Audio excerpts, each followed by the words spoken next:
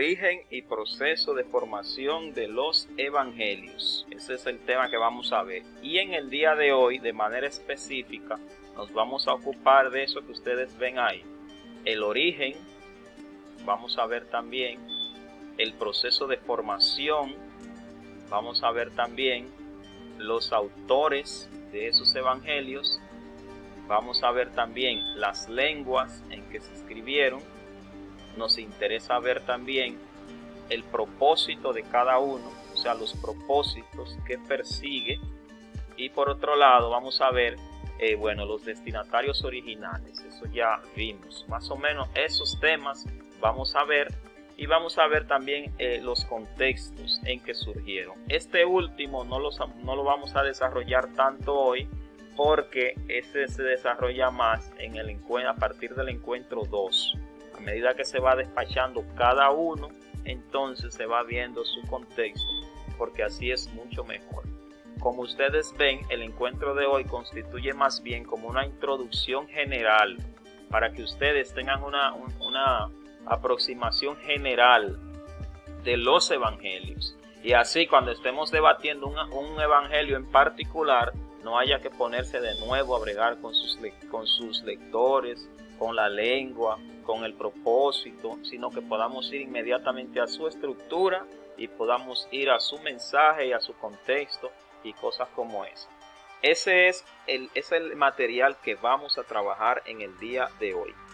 No necesariamente los dichos están en ese orden y no necesariamente vamos a exponer como hacemos habitualmente, sino que en lo que vamos a ir hablando van a ir surgiendo esas informaciones y el material está preparado de una manera sencilla, la manera más sencilla que se ha podido, para que les sirva de beneficio en vez de ser un problema su interpretación y entendimiento. Ustedes saben que los evangelios son un conjunto de libros considerados sagrados en los que se cuenta la vida y enseñanza de Jesús.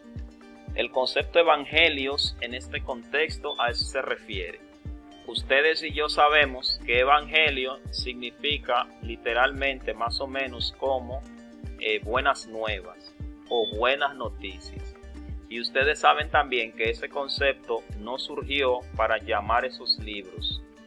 Esos libros se llaman así porque al tener o al ser su contenido más o menos lo que Jesús enseñó, y en el cristianismo se considera buena noticia lo que Jesús vino a traer, entonces con el tiempo la tradición comenzó a llamarle evangelios. Pero para nosotros esos son evangelios, un conjunto de libros que para el cristianismo son sagrados, y en ellos se concentran o se cuenta la vida, las enseñanzas de Jesús y también la manera en que Él actuó, o sea, vida, hechos y enseñanzas de Jesús se cuentan en los evangelios. Por otra parte, hay muchísimos evangelios. Casi siempre uno cree que solamente son 4. Pero si usted quiere googlee, cuando se termine lo que estamos hablando, googlee, escriba en Google evangelios y usted verá que hay muchísimos evangelios, muchísimos. Lo que pasa que en el cristianismo solamente se reconocen 4 evangelios que forman parte del canon del Nuevo Testamento. Pero existe, por ejemplo, el evangelio de Judas, el evangelio de Tomás, el evangelio de María, y existen muchísimos otros evangelios que por acuerdo de la iglesia, por discusiones en el cristianismo, se determinó que solamente esos 4 podían ir al canon del Nuevo Testamento.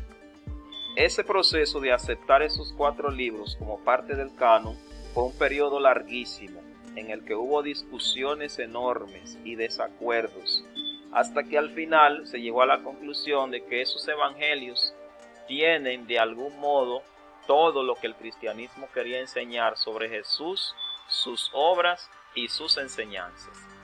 Si ustedes se fijan también la manera en que están colocados los evangelios en nuestra Biblia, en el Nuevo Testamento, ustedes se dan cuenta que quien los colocó ahí o quienes lo colocaron en ese orden se aseguraron de colocar en primer lugar el que tenía la narración, digámoslo así, más completa del nacimiento de Jesús, y el que tenía la narración que reflejaba más el cumplimiento de la profecía del Antiguo Testamento, que es Mateo, que como ustedes verán no fue el primer evangelio en escribirse, pero tal vez fue colocado ahí porque tiene esas características.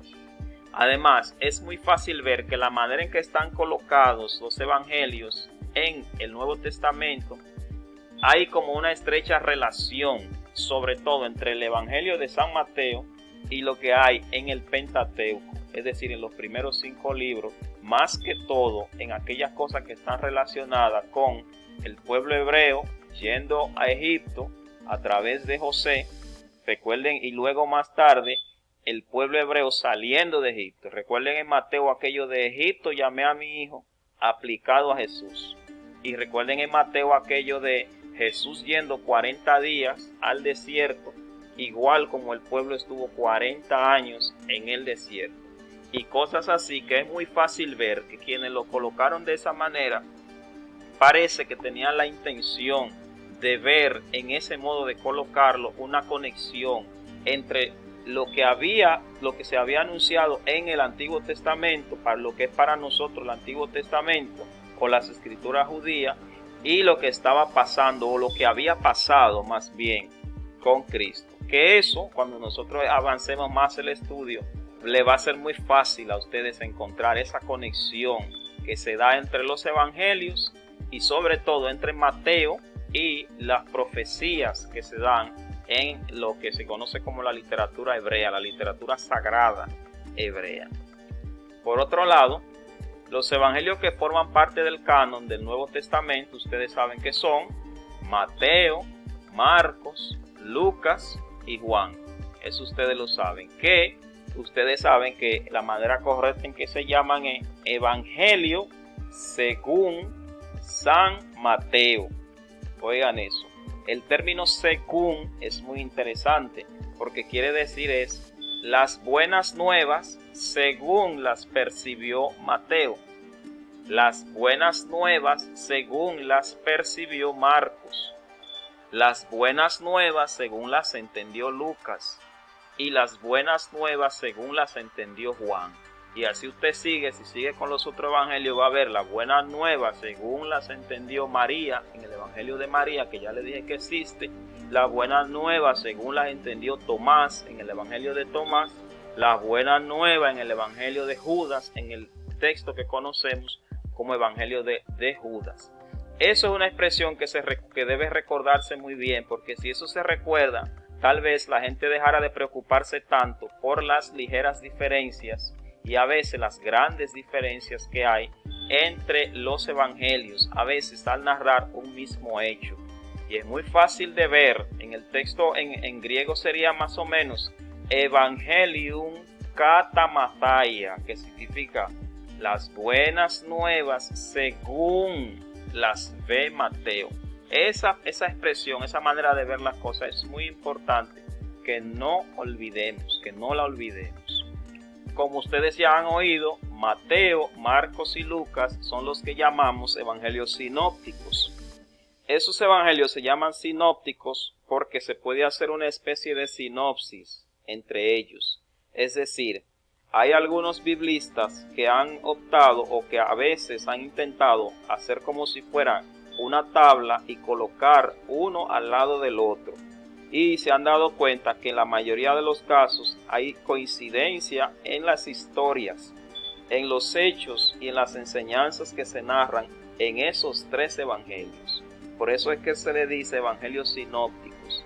El término sinóptico no es un asunto en el que todo el mundo está de acuerdo, porque a veces nos olvidamos que hay historias en el Nuevo Testamento que, aunque se cuentan en los 3 libros, la diferencia que hay entre los 3 que llamamos sinópticos es demasiado abismal, y por eso muchos optan por no usar la expresión sinópticos, pero los más conservadores siguen diciendo que son evangelios sinópticos, porque aunque los detalles no son los mismos, casi siempre el fondo es el mismo, lo mismo que se da en los 3 evangelios.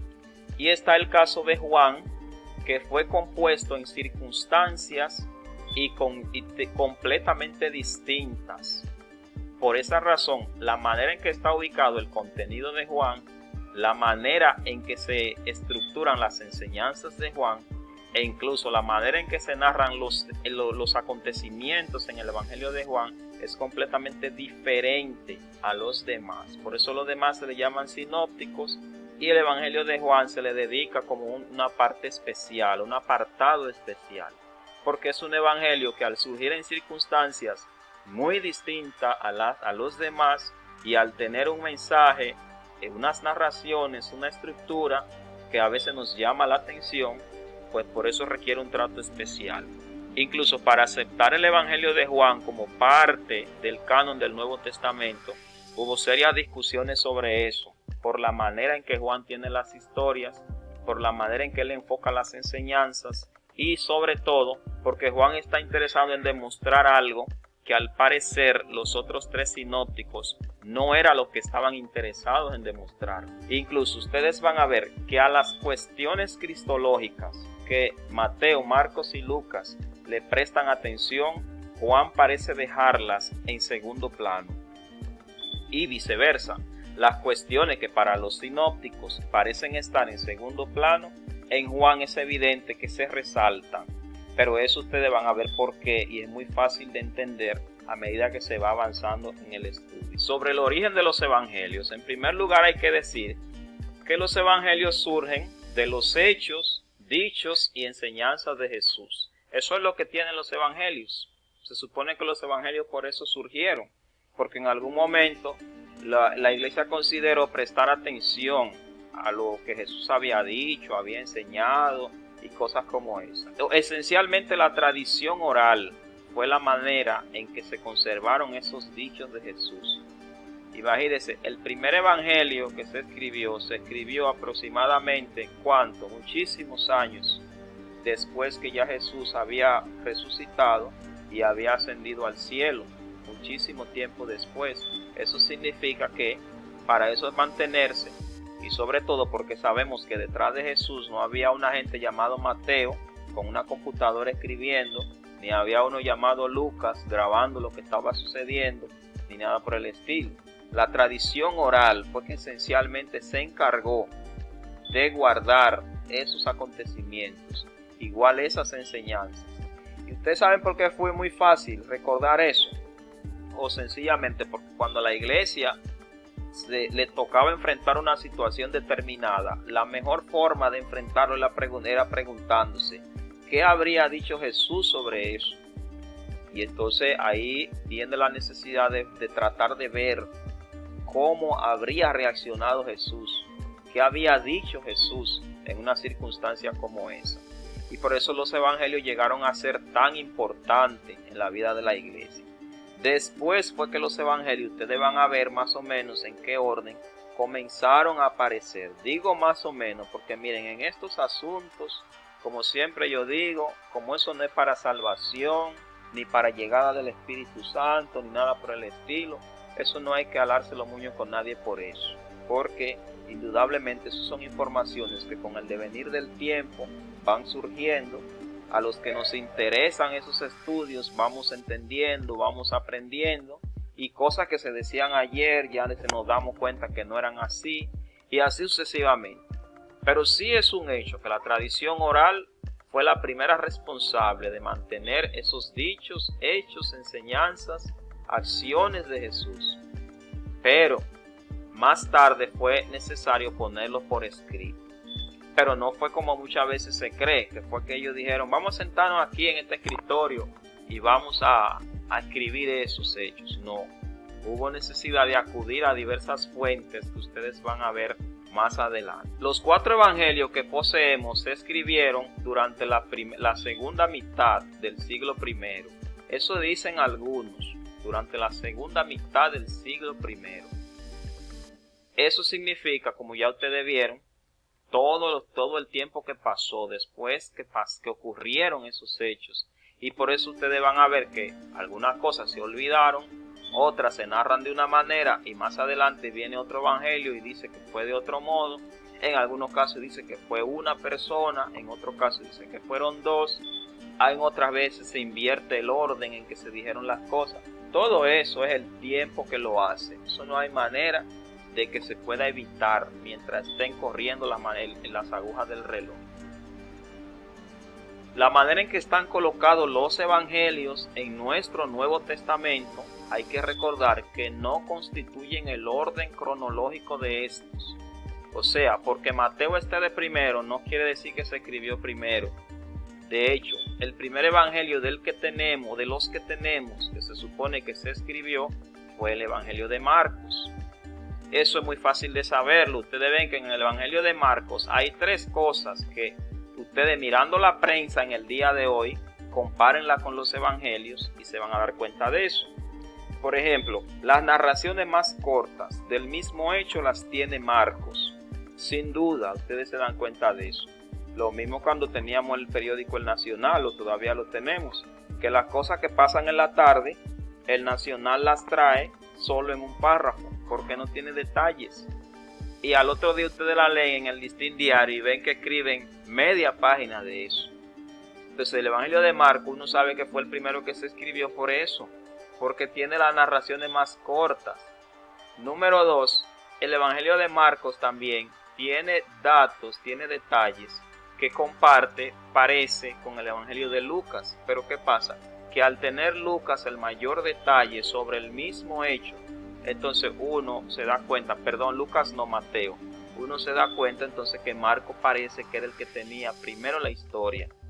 Y número 3, la manera vivaz en que Marcos cuenta las historias nos hacen ver que parece que él la tenía de primera mano y luego pudieron, ustedes van a ver que al menos otros evangelios copiaron de él. Entonces, esas 4 cosas es importante que se tomen en cuenta. Primero, cómo surgen, qué es lo que hay en los evangelios. La importancia de la tradición oral. El tiempo que fue necesario que pase hasta que se pusieran por escrito. Cuándo pudieron haber comenzado a producirse. Y la manera en que están colocados no debe verse como la manera, como el modo cronológico o el orden cronológico en que se escribieron los evangelios. Ustedes van a ver en las fechas que realmente cómo pudieron o en qué orden pudieron haber sido colocados. Seguimos. Entonces nos ocupamos del Evangelio de San Mateo. En primer lugar, se cree que este fue escrito en el dialecto arameo que se hablaba en Siria y Palestina y que luego fue traducido al griego. Eso es un asunto sobre lo que hay una amplia discusión, pero por más que se discuta, indudablemente parece que sí, parece que al menos parte del Evangelio de San Mateo parece que sí tuvo que haber sido escrito en arameo, que era, como ustedes ven, hay un dialecto. Ustedes saben lo que es un dialecto, como un derivado de una lengua determinada que carece de las mismas reglas de la lengua de la que parte, pero se parece bastante en algunas cosas y difiere de la otra. Así, por ejemplo, patuá llegó a ser en algún momento determinado un dialecto de creol. Eso es lo que se llama un dialecto. Y entonces parece que el Evangelio de San Mateo fue producido en ese dialecto, sobre todo cuando ustedes vean quién eran los destinatarios. Entonces uno dice, bueno, parece que sí, parece que pudo haber sido así. Entonces, parece que sus lectores originales habrían de ser judeo-cristianos, o sea, judíos que llegaron a ser cristianos. Pero la versión griega que se hizo más tarde parece que también alcanzó una gran difusión entre los cristianos que no eran judíos. Pero es un hecho que ese evangelio fue producido para gente que conocía bastante de la cultura judía. ¿Ustedes saben por qué?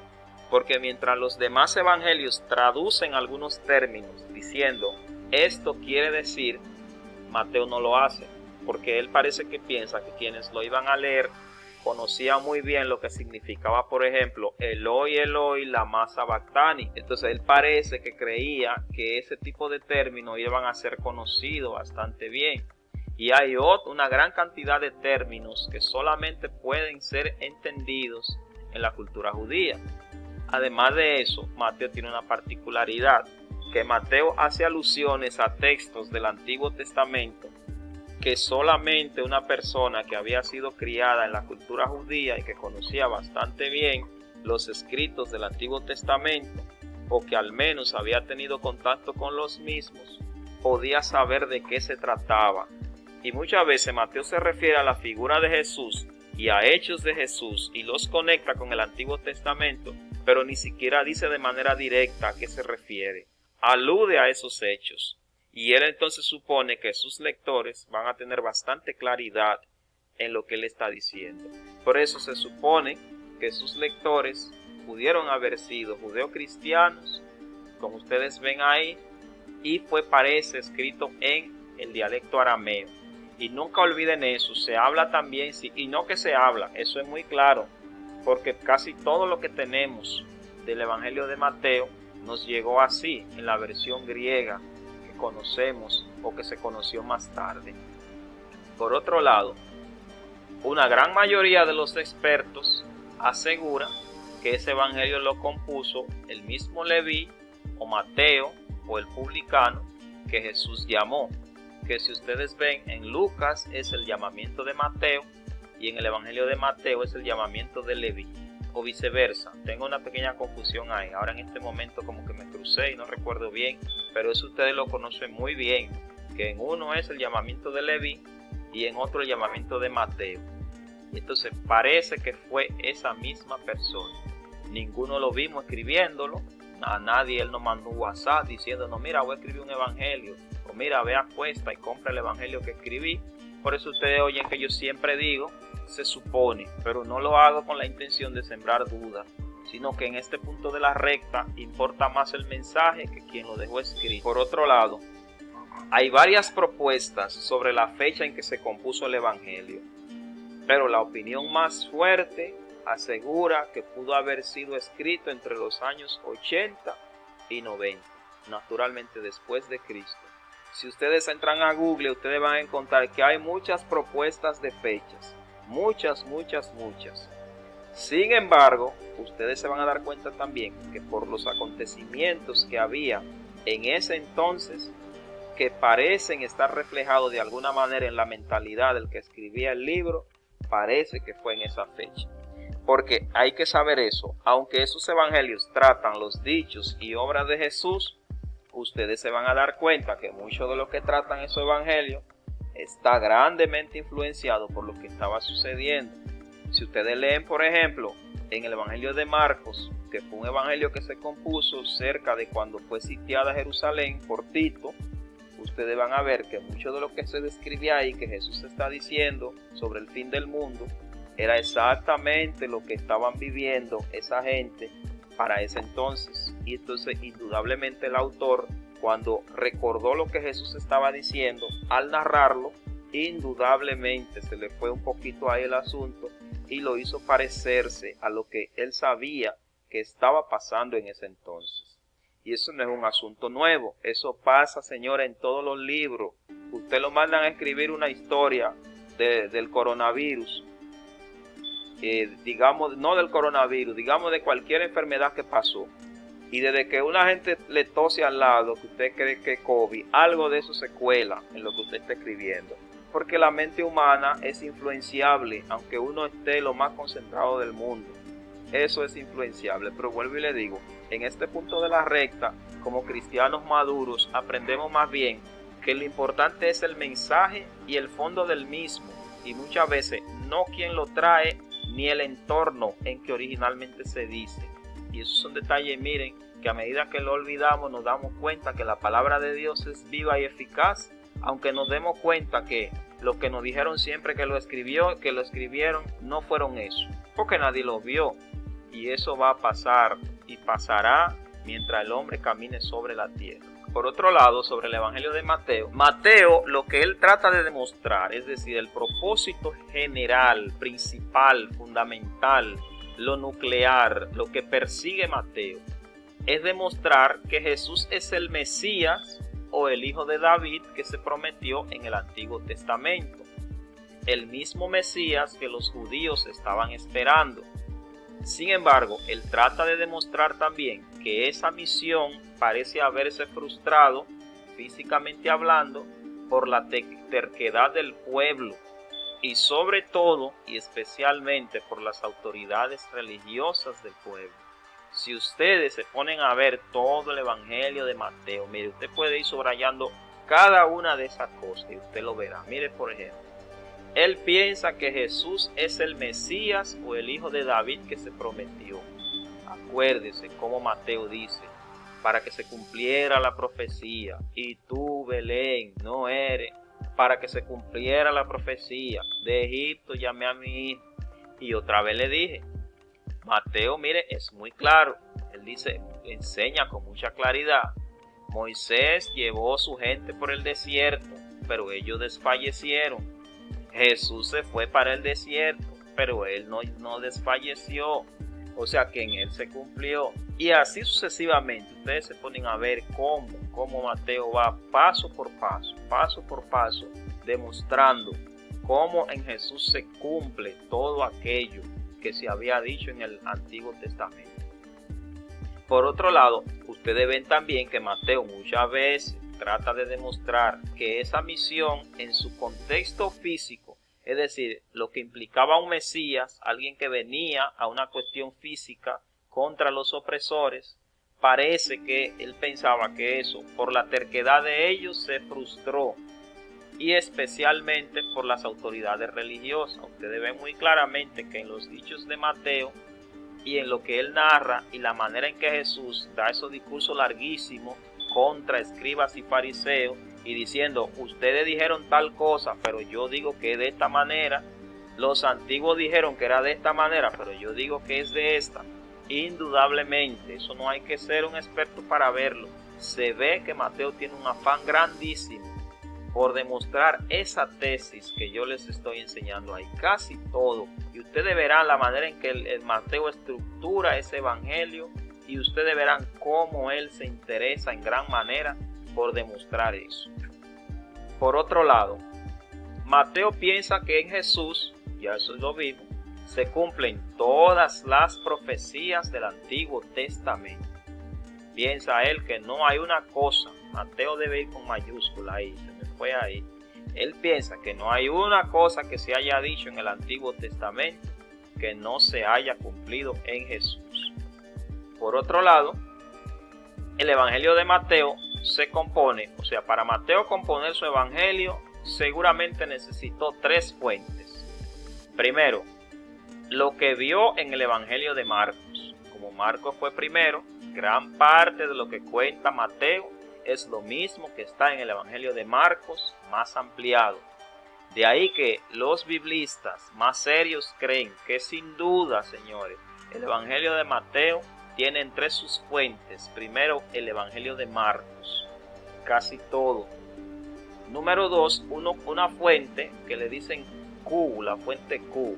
Q es un término alemán, Quelle, que significa fuentes, que se refiere a diversas fuentes, pero que nadie sabe dónde están esas fuentes.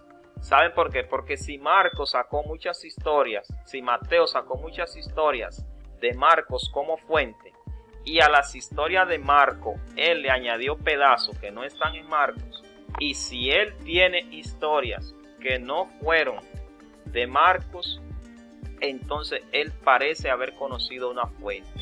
Ahora, la característica de esa fuente Q es que ustedes se van a dar cuenta que Lucas también usó esa fuente. Por eso a Marcos se le dice, a Mateo se supone que sus fuentes fueron Marcos, Quelle, o sea, la fuente que usó él y pudo haber usado Lucas, y la fuente M, que es fuente que solamente él conoció.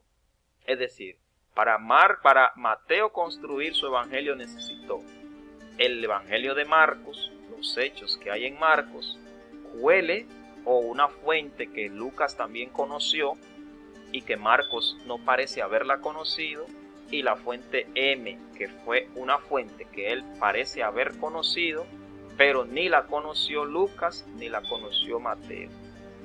Por eso es que ustedes ven que cosas que dice Marcos, Mateo las dice y le añade detalles que no están en Marcos, y también historias que Marcos y Lucas no detallan él las tiene, que son las historias que parecen haber sido de la fuente M, o lo que le llamamos la fuente mateana, que le llaman así. Y eso son cosas, señores, miren que cuando ustedes lleguen a su casa y se pongan a leer el texto bíblico, claro, uno lee siempre el texto bíblico, pero ustedes van a ver que ustedes mismos se van a ir dando cuenta de eso. Ustedes nada más tienen que fijarse en el cambio de estilo, en los detalles que hay en un texto que no está en el otro.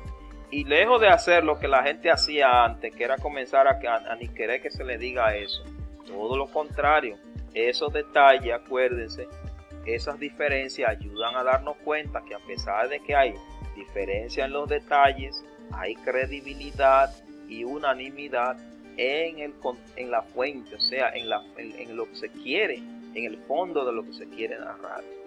Bueno, eso es sobre el Evangelio de San Mateo, que como les dije, es una introducción general de cada uno para cuando nos adentremos a partir de la semana que viene, que ustedes no tengan que volver de nuevo a ver esos detalles, así que había que explicar esa parte ahí.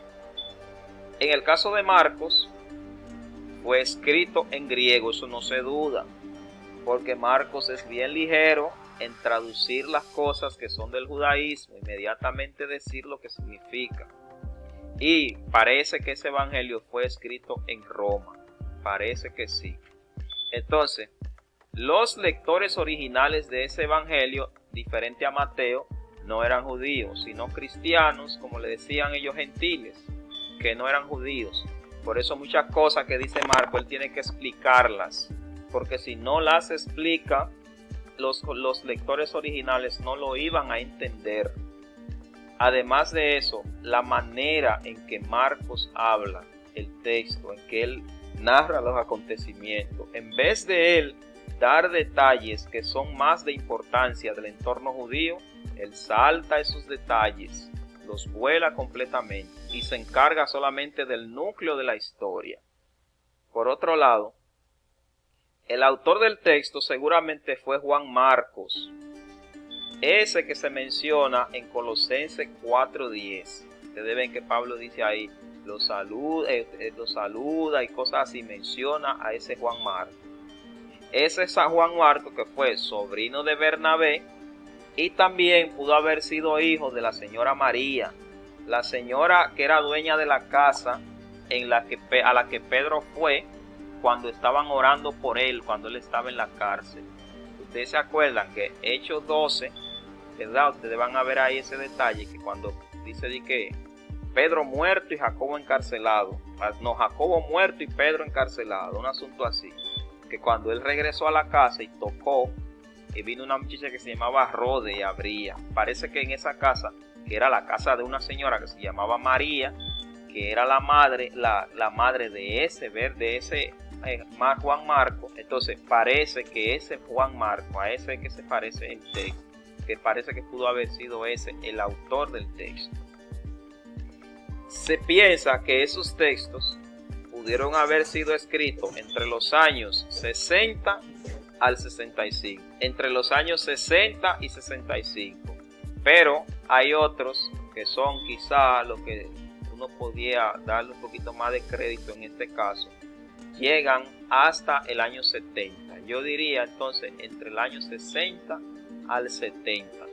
¿Saben por qué? Por lo que le dije ahorita. Marcos tiene demasiado cosas que eran cosas que él tenía fresca en la mente de lo que había pasado cuando la destrucción de Jerusalén. Entonces por eso se supone que pudo haber sido entre esos años. En Marcos se quiere probar que Jesucristo es hijo de Dios. O sea, Marcos, esa cuestión de que del Mesías, ese asunto de que del cumplimiento del Antiguo Testamento, en Marcos eso no tiene tanta trascendencia, porque acuérdense que sus lectores originales no eran judíos. Marcos parece que quiere probar que Jesucristo es el Hijo de Dios. Por otro lado, si ustedes se dan cuenta, el Cristo que Marcos presenta no es triunfalista ni coronado de victoria, sino un Cristo que parece que él sabe que va derecho para la cruz.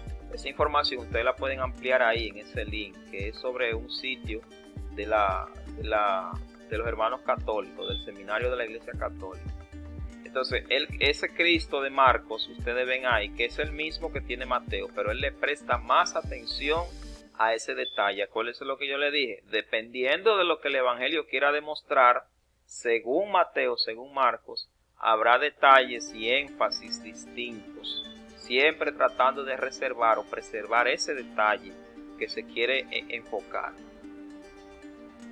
Parece que Pedro pudo haber sido la fuente del Evangelio de Marcos, aunque también parece que él pudo haber encontrado informaciones en otras fuentes que desconocemos, pero muy mínimas. ¿Saben por qué, señores? Miren, ¿quién es que tiene siempre la respuesta en los evangelios? Mateo dice uno de los discípulos, Lucas dice uno de los discípulos, pero Marco no duda en decir, y Pedro dijo, y Pedro contestó. Y ese, señor, es una de las pruebas, mire, clarita, de que parece que la fuente de Marcos pudo haber sido Pedro. Y ya ustedes saben lo que pasa cuando alguien cuenta la historia y otro la escribe. O sea, cuando yo cuento lo que pasó, aunque yo no quiera, hay cosas que sin duda se me van a atribuir a mí. Y entonces eso es lo que pasa, que ustedes van a ver esos detalles en Marcos. Entonces, en resumen, miren ahí qué es lo que quiere probar Marcos. Miren ahí qué le trata de enfocar de Jesús. Y miren ahí cuál pudo haber sido la fuente de Marcos. Pedro, que estuvo de cerca con Jesús. Por eso, señores, ustedes ven que también Marcos tiene unas narraciones con unos detalles que no son amplios, pero son en cierto modo con todos los colores que se le puede dar a eso. Porque si ciertamente fue Pedro, entonces pudo haber sido una persona que estuvo bien cerca de lo que estaba aconteciendo. Por eso contó los hechos de esa manera. Eso es sobre el Evangelio de Marcos. Ahora, en Marcos hay un detalle que ustedes no deben olvidar. Miren, si ustedes buscan los versículos 9 al 20 del capítulo 16, eso es muy fácil de ver que esos versículos no estaban. Primero, acuérdense que la división de versículos no estaba originalmente, eso fue más tarde que se puso para facilitar la lectura. Pero ese pedazo que hay del 9 al 20, eso no estaba originalmente, eso después alguien lo añadió. ¿Y ustedes saben por qué es muy fácil darse cuenta de eso? Oh, señores, porque lo mismo que se cuenta arriba, a partir del versículo 9, se vuelve a decir con otras palabras. Eso es uno. Número 2. Marcos es un evangelio que no da detalles. Sin embargo, de ahí para abajo, el encuentro con Jesús, con la mujer y con los otros, después de su resurrección, tiene detalles que no son propios del estilo de Marcos. Número 3. El estilo de narrar que hay en esos versículos, de ahí para abajo, no son de Marcos, bajo ninguna circunstancia. Número 4. La manera en que él narra que Jesús subió al cielo, fue ascendido, parece alguien que de alguna manera pudo haber conocido lo que ya había dicho Lucas, tanto en su evangelio como en el evangelio de los Hechos, sobre lo que conocemos como la ascensión. Y eso es muy fácil, ya no hay ninguna duda. Al principio eso se decía de que con miedo, pero ya no hay ninguna duda. Esos versículos, después que se cerró ese evangelio y se publicó y todo el mundo lo conocía, alguien por alguna razón consideró que faltaban esos datos. Pero el que añadió eso no se fijó que lo que él estaba diciendo de ahí para abajo, sobre todo el encuentro de Jesús con la mujer o las mujeres y con otros discípulos, ya se había dicho arriba. Y eso es muy fácil, cójanlo y léanlo y ustedes van a ver ese detalle muy curioso y muy interesante del evangelio de Marcos. ¿Y sabe lo que eso significa? Que cuando ese evangelio se leyó, fue tanta la conmoción y la cuestión que causó, que la gente creyó entonces que no fuera justo dejarlo sin contar lo que pasó después de la resurrección. Y alguien dijo, no, vamos a ponerle esta parte que es cierta, pero a él le faltó. Pero no se fijó que ya arriba había una parte en la que se contaba algo de eso. Ustedes ahorita lo agarran y lo leen. Yo sé que lo han leído, pero léanlo mirando esos detalles.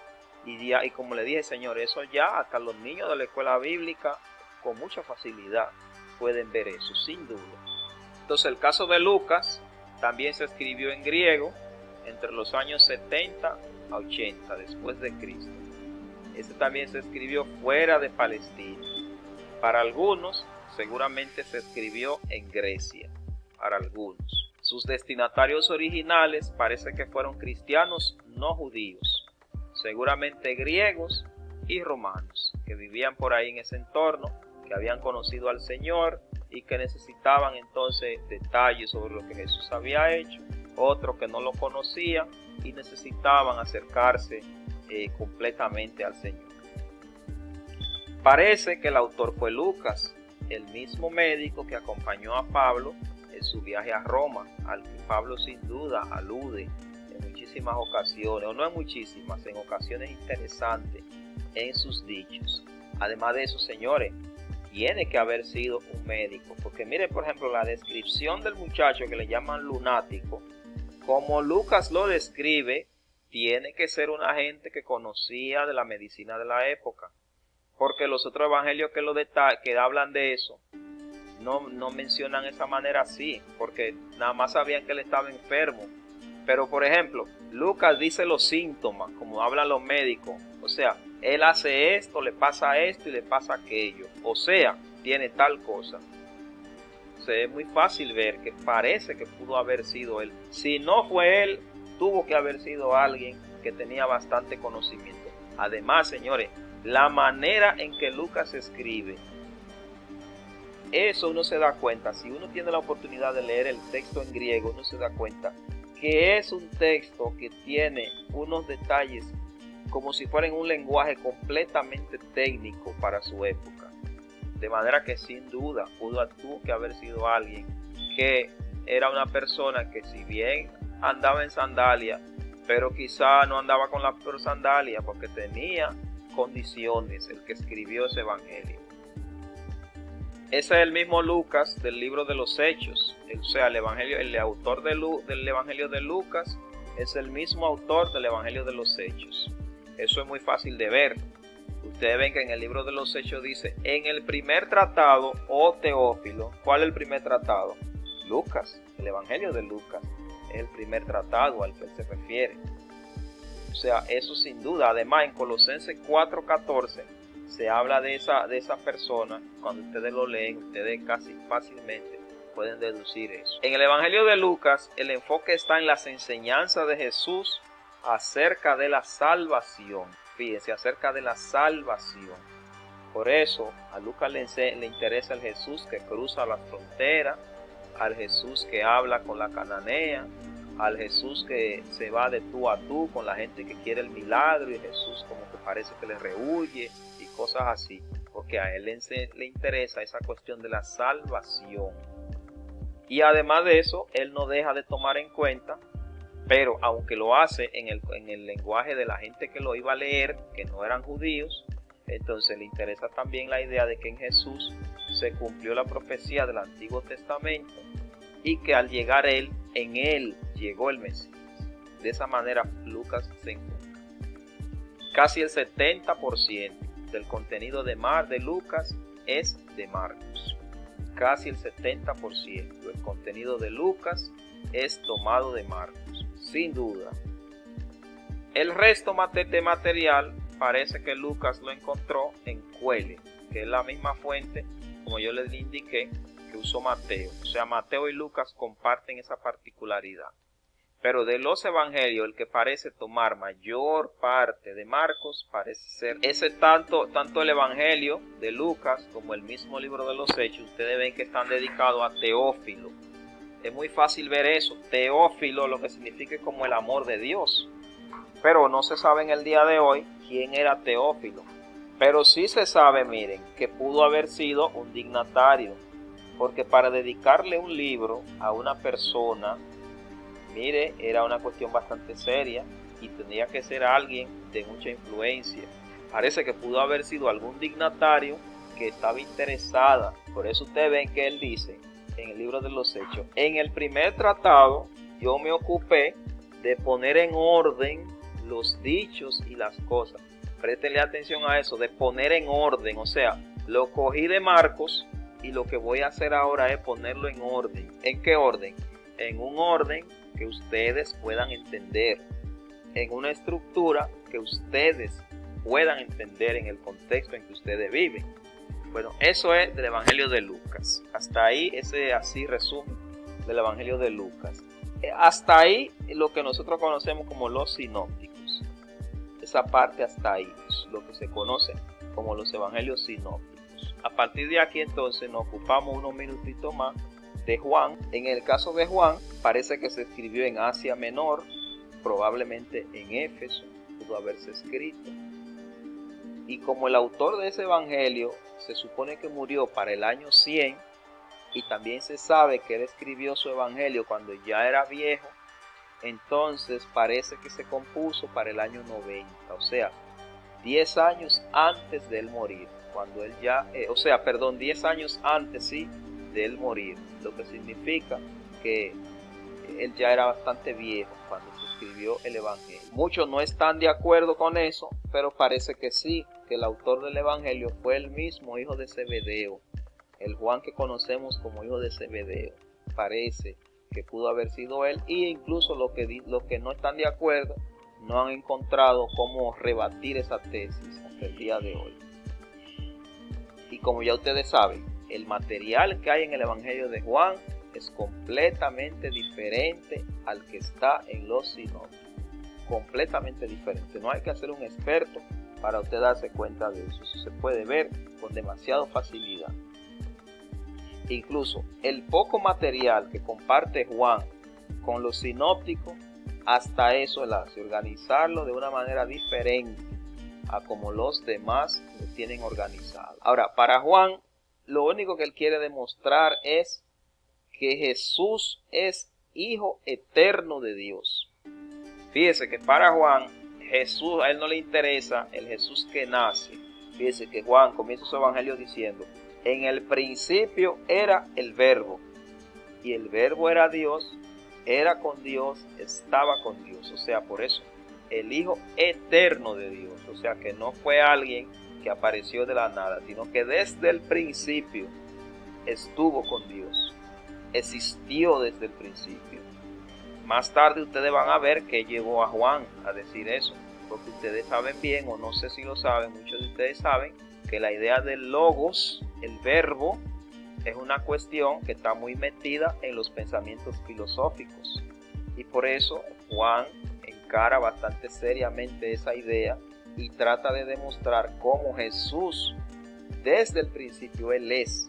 Claro, el logos del evangelio no se parece, como la gente cree a veces, al logos que se cuece en los círculos filosóficos, porque son cuestiones que tienen ciertas diferencias, que es muy fácil de verla. Ese evangelio tiene la particularidad de que no fue escrito de que para ganar personas al cristianismo, sino para personas que ya eran creyentes y que necesitaban reafirmar su fe. ¿Y saben por qué? Por las constantes herejías que había para ese entonces, por las constantes discusiones. Por eso ustedes ven, señores, que ese evangelio parece como más un libro de teología que la historia de los acontecimientos de Jesús. Por eso ustedes ven, señores, que en ese libro, lo que Lucas narra que dijo Jesús en corto tiempo, Mateo tiene todo un trozo de un texto, no diciendo lo que él hizo, ¿no?, sino manteniendo ese discurso. Y por eso ustedes ven también que en ese evangelio los discursos de Jesús parece como una especie de cátedra, como si el maestro está dando un paquete de cátedra a los que lo están oyendo, como a la manera en que hacían los antiguos filósofos, dando una especie de cátedra a la gente que lo están oyendo. Y ese evangelio también surge por una cuestión muy particular, señores. Miren, cuando Juan el Bautista estuvo bautizando, valga la redundancia, que lo encarcelaron, muchos de los discípulos de Juan creyeron que el Mesías era Juan el Bautista y que Jesús era el impostor. Y cuando Juan murió, Juan el Bautista, quedó mucha gente creyendo eso. Y entonces mucha de esa gente formaron una secta.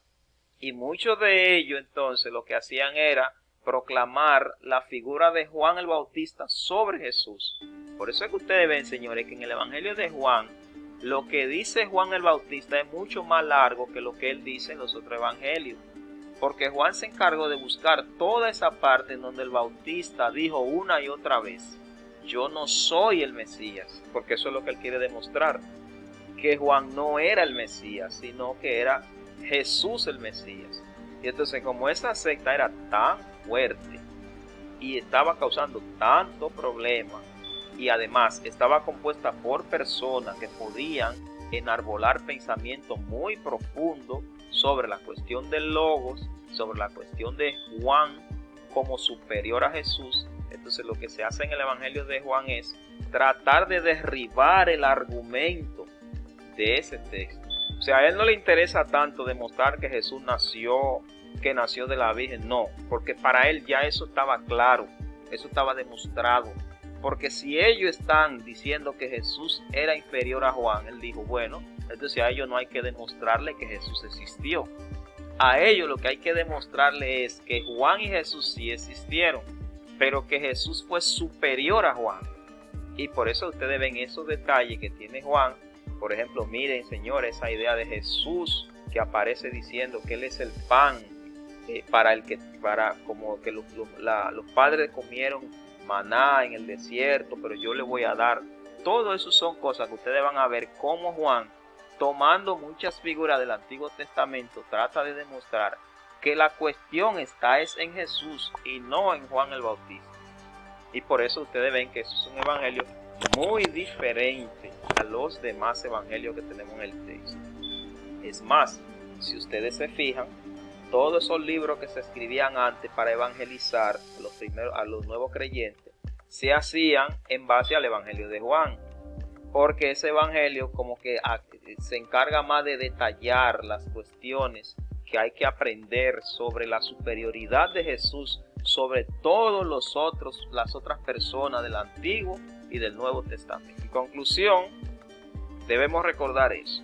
Los evangelios son los relatos que hasta ahora se consideran más fidedignos de la vida, de la obra y de las enseñanzas de Jesús. Hasta ahora, señores, eso es lo que se considera. La gente puede decir lo que diga, pero hasta ahora es lo que más se considera, lo más fidedigno que se considera sobre vida y obra de Jesús. Por otro lado, tienen ustedes que saber que esos evangelios no son libros de historia. Sepan eso, no son libros de historia.